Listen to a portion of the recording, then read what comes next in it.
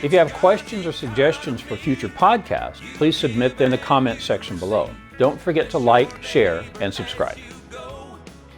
Who should help the homeless? Hi, I'm Dave Arnott, the Christian Economist. Supply causes demand was the summary statement by the French economist Jean-Baptiste Say. Well, here's some supply and demand for you. The Biden administration has allocated more than $500 million to alleviate homelessness, and guess what? Demand for it went up 11%. See, the allotment will be quickly consumed by the homeless industrial complex, who will be back at the government feeding trough for more, faster than you can say, Dwight Eisenhower. Why Dwight Eisenhower? Because he invented the term military-industrial complex, from which the term homeless industrial complex gets its name. The concept of homeless industrial complex is real, as far as I can tell. The term was first used by John Joel Roberts, who authored the cheeky titled How to Increase Homelessness in 2004. It sprang up to monetize homeless services nationally, and their continued funding depends on sustaining the homeless population. They're not so much interested in solutions. There's too much money in the problem. Nothing about supply and demand. The Wall Street Journal is trying to blame the homeless problem on economics, saying, quote, "This year's surge reflects a host of pressures around the U.S., such as rising housing costs and lack of affordable rental units," end quote. Oh, that's why crackheads consume cocaine, opioids, and Mogan David by the gallon. Look, homelessness is the result, not the cause. Homelessness is largely caused by drug addiction and mental illness. It's not an economic problem. It's a moral violation for the homeless who make choices to fry their brains, and for the self-interested governmental bureaucrats who make a pretty nice living in the homeless industrial complex that maintains this street carnival. See, somewhere around 90% of homeless people have drug and alcohol addictions and some degree of mental illness. In their book, Extreme Leadership, former Navy SEALs Jocko Willink and Leif Babin state the rather obvious: you get the behavior you tolerate. Well, New York City has something called a legal right to shelter, which has caused its homeless population, guess what? To increase. Yep. Quote, the U.S. Interagency Council on Homelessness, a federal agency, also blamed growing homeless counts on housing costs and shortages, end quote. Yeah, the government is wrong again. Look, homelessness is not an economic problem.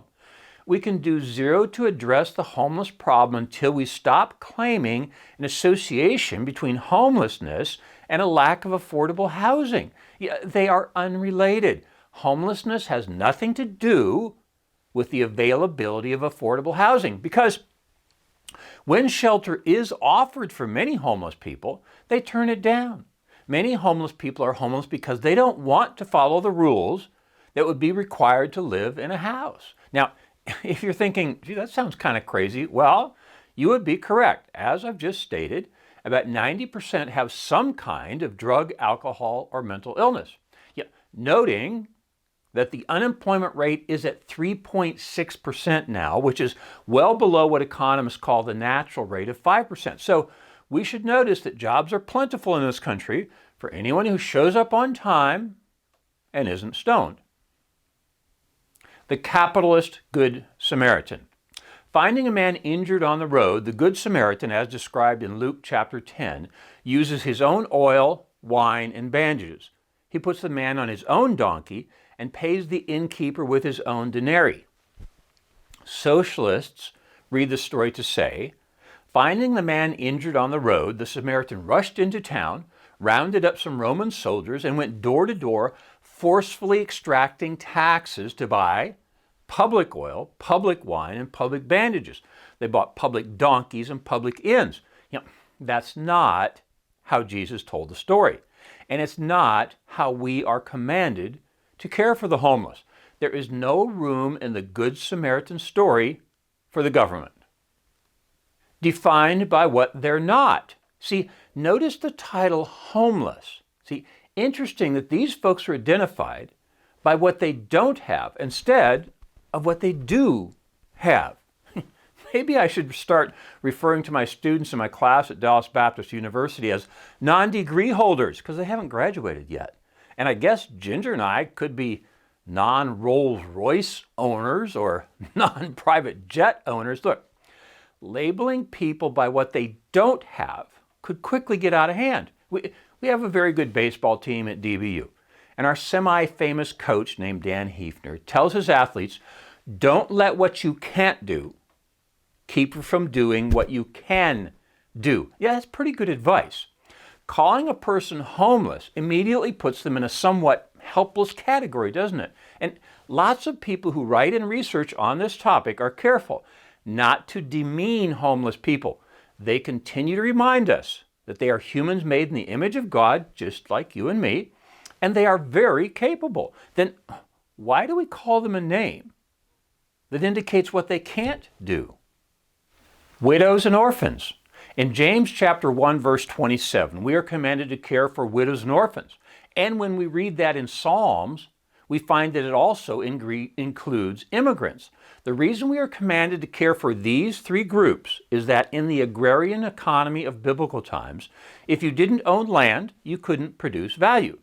Today's equivalent of widows and orphans and immigrants is people who can't care for themselves. Jesus said, the poor you will always have with you. Now, I comment on that in more detail in podcast number 9, titled, The Poor Will Not Always Be With You. Every reasonable person agrees that those who can't take care of themselves should be cared for by others. The only question is, who should do the caring? According to the aforementioned citation from the Psalm, which is repeated in James, the church is commanded to do it. Not only are they commanded to do it, they can do it better. The government has no money. Let me repeat. The government has no money. It must take before it can give. The church, however, is funded by giving, so it can give without taking. Second, the church can be more specific in caring for various needs. Most homeless people have multiple needs: physical, spiritual, emotional, financial, even relational. The local church can more specifically identify what made the person homeless and more accurately care for them. And the church has an interest in successfully curing the homeless person so they can stop spending this good money. You know, the government has the opposite economic motivation. They want to continue the homeless industrial complex. Economic incentives. The homeless czar in Los Angeles is paid $430,000 a year. Do you think she's incentivized to cure the problem? Has anyone thought about an incentive plan where she would be paid more as the homeless rate went down? See, that's what a for-profit entity would do. Incentivize what you want. But governments don't do that. They incentivize more homelessness. It's pretty clear to anyone who has worked a summer in the government machine. See, it's my very subjective opinion that our greatest living economist is Thomas Sowell. Now, as a college student, he was a full-blown Marxist until he interned one summer in a federal agency. That's where he saw that self-interested bureaucrats were rewarded for how much money they spent, not how many results they produced. And if they didn't spend all the money, the gravy train dried up. See, you get the behavior you tolerate. And as long as homeless people are rewarded for living outside, the homeless industrial complex is happy to keep them there. I'm Dave Arnott, the Christian Economist. Fear God, tell the truth, earn a profit. See you next time. For more information, please visit us online at davearnott.com. If you have questions or suggestions for future podcasts, please submit them online or in the comments section below. Don't forget to like, share, and subscribe.